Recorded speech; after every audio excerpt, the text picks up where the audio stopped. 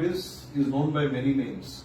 Up in the north of India, people refer to it as eye flu, whereas in south it is referred to as Madras eye, and sometimes it's also called as red eye or pink eye. So this is a seasonal infection of the eye, commonly caused by bacteria, but can also be caused by virus. The important thing about it is highly contagious and it can very easily spread from one person to the other.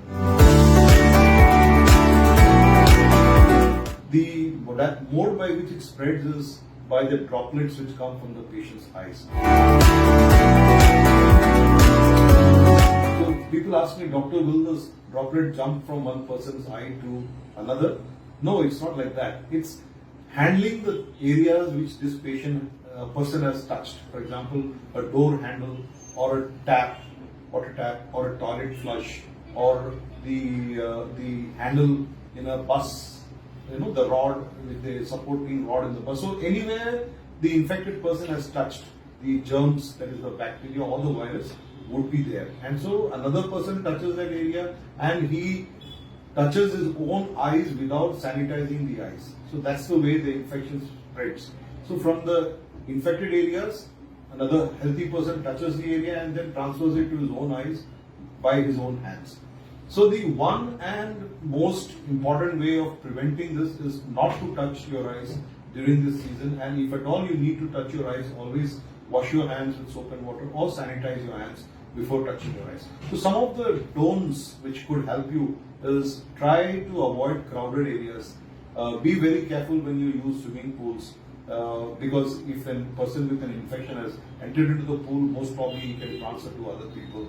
And as far as possible, don't touch your eyes, don't rub your eyes. Always keep a sanitizer at hand. Always wash your hands before touching your eyes. And if you have a red eye or a pink eye, try to avoid public places and contact till you are better.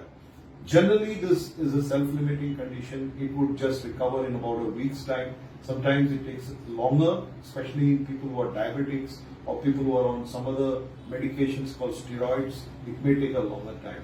In rare cases, there could be other complications where the infection could spread to the cornea, which is the black portion of the eye. In those cases, the vision can get affected. Otherwise, generally, this is self-limiting, nothing to be worried, and you just have to take care of yourself and prevent yourself from getting infected. If at all someone in your family gets infected with the eye flu or the Madras eye, isolate the person as much as possible.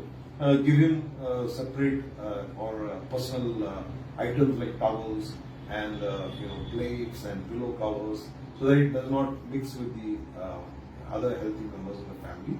Especially if there are elderly, very small children, or people with diabetes and other conditions like kidney problems who have lower immunity, we should keep those people away from these people who are infected.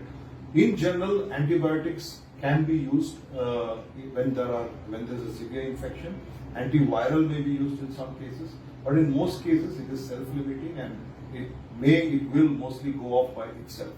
So there is nothing serious to be worried about this.